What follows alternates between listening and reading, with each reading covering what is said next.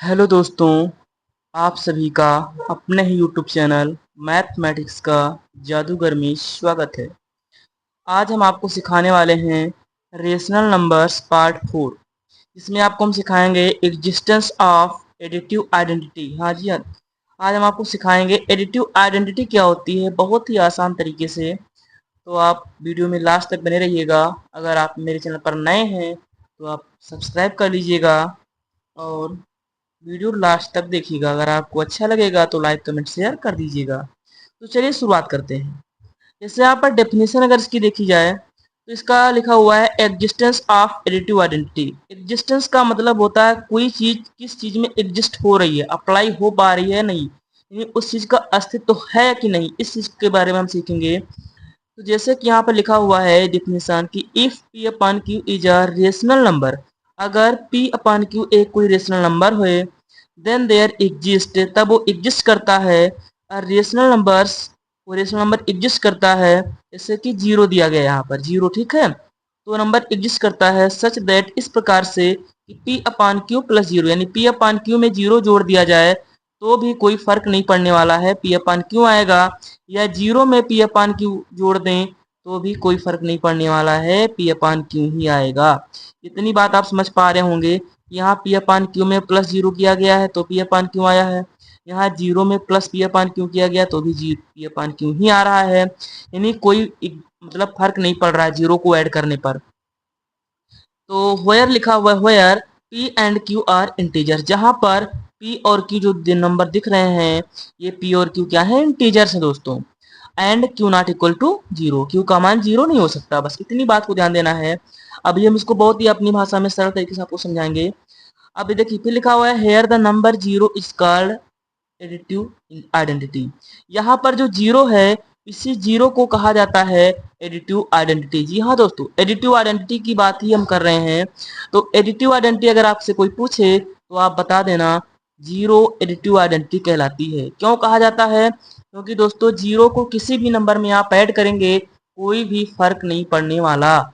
अगर आप दो में जीरो ऐड करेंगे तो दो आएगा, तीन में आप जीरो ऐड करेंगे तो ही तीन ही आएगा, चार में जीरो ऐड करेंगे तो भी चार ही आएगा। इस प्रकार से कोई भी फर्क पड़ने वाला नहीं है। तो एग्जाम्पल जैसे यहाँ दिया गया है कि if 3/7 is a rational number, यदि 3/7 एक रेशनल नंबर है, परिमेय संख्या है, देन शो दैट, तब हमें दिखाइए कि 3/7 प्लस जीरो, 3/7 यानी 3/7 प्लस जीरो बराबर 3/7, या फिर इसी के बराबर है जीरो प्लस 3/7, इसको हम दर्शाना है। तो एग्जाम्पल हमें दे रखा है, इसका हम सॉल्यूशन आपको दिखाते हैं। आप वीडियो में लास्ट तक बने रहिएगा, बहुत ही आसानी से इसका सॉल्यूशन करेंगे। तो आप इसका सॉल्यूशन देखिएगा। इसका जो हम सॉल्यूशन करने वाले हैं दोस्तों, वो हम दो स्टेप में करेंगे। पहला करेंगे स्टेप फर्स्ट। स्टेप फर्स्ट आप लोग देखिएगा। जैसे कि यहाँ पर क्या दे रखा है कि 3/7 प्लस जीरो, तो हमने ऐसे ले लिया 3/7 प्लस जीरो। इतनी बात दोस्तों आप लोग समझ पा रहे होंगे।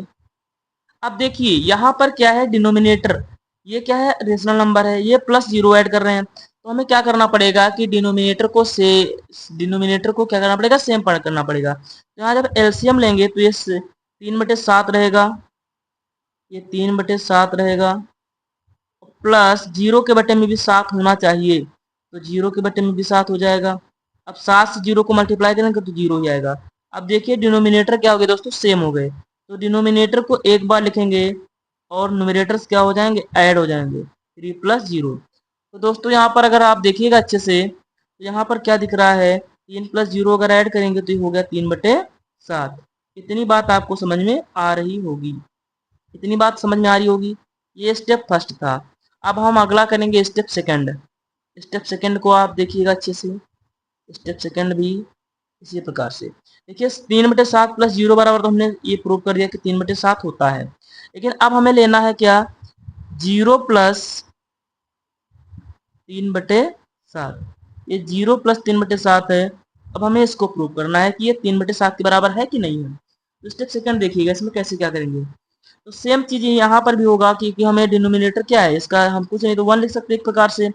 तो ये क्या होगा, 7 से इसको मल्टीप्लाई करना पड़ेगा, क्योंकि डिनोमिनेटर सेम करना पड़ेगा। जब 7 से इसको मल्टीप्लाई करेंगे तो 7 से इसको भी करेंगे, तो देखिए दोस्तों ये क्या है, जिसको क्रॉस मल्टीप्लाई कर लेते हैं ऐसे हम एक प्रकार से। 7 जीरो में कितना हो जाएगा, 0 हो जाएगा।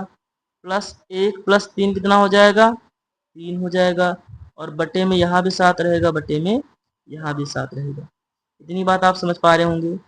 अब देखिए डिनोमिनेटर हो गए सेम, जब सेम हो गए डिनोमिनेटर को एक बार लिखेंगे और ये हो जाएगा 0 प्लस 3 और ये हो जाएगा दोस्तों 3/7।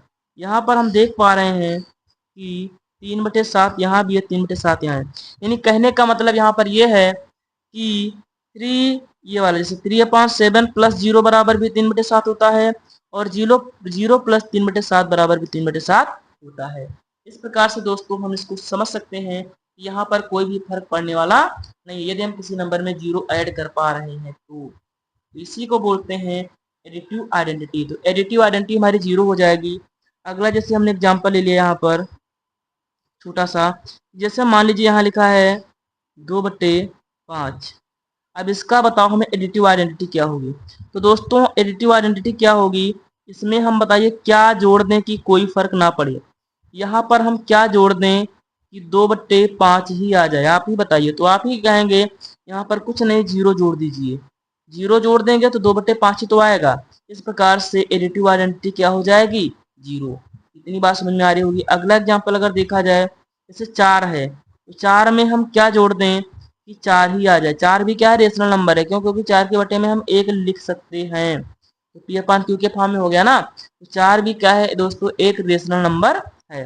अब यहाँ हम क्या जोड़ दे कि 0, ये मतलब सॉरी कोई फर्क ना पड़े, तो यहाँ पर हम 0 जोड़ सकते हैं। तो 4/1 हो या 4 हो जोड़ेंगे कोई फर्क नहीं पड़ने वाला है, 4 ही आएगा। इसी प्रकार से और भी बहुत सारे एग्जाम्पल हैं, जैसे मैंने ले लिया 9। अब इसमें हम क्या जोड़ दें कि 9 ही आ जाए, तो हम क्या जोड़ेंगे, 0। अगर जैसे मान लो हमने ले लिया 100, तो 100 में हम क्या जोड़ें कि 100 ही आ जाए, तो 0 जोड़ेंगे। आशा करता हूँ कि आपको समझ में आया होगा और जो हमने आपको सिखाया है वो आपने सीखा भी होगा। अगर आपको वीडियो अच्छा लगा तो मेरे वीडियो को लाइक कर देना, कमेंट कर देना और शेयर कर देना। अगर आपके परिवार में कोई पढ़ने वाला है, सीखना चाहता है मैं, तो उसके पास चैनल को शेयर कर देना और अपने रिश्तेदारों में भी शेयर कर सकते हैं अगर आप चाहें तो। और इसी प्रकार से हम सिखाते रहेंगे और आप सीखिए। और इसमें अगर कुछ ना समझ में आया हो तो आप कमेंट के माध्यम से मुझे बताइए, हो सकता है मैं अगले वीडियो में आपको समझा पाऊँ। तो आज के लिए इतना ही, मिलते हैं नेक्स्ट वीडियो में। धन्यवाद।